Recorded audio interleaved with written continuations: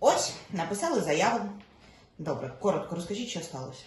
Я сидів на лавці, гітару поставив поруч. Хотів повторити уроки і задрімав. У мене було півгодини до школи. Де задрімали? На сквері біля музичної школи. Ну, він просто після роботи втомлюється. Його батько до себе в цех прибиральником влаштував. Вітя зранку працює, а потім іде до музичної школи. Прибиральником я тимчасово. Вітя готується до консерваторії вступати. Гітара дорога. Дуже. Нам другу таку не подужати. Віті копійки платять. Тато на тому ж заводі технологом, ну, самі розумієте, яка зарплата. А я медсестра. Ви тільки, будь ласка, знайдіть її, а то... Вітю, почекай. Батько сам купив Віті дорогу гітару. Ну, у тата не склалося стати музикантом, то він дуже хоче, щоб син став. Фірма Старбенд? Зачекайте. Оперативники поїхали перевірити, у них якраз був сигнал.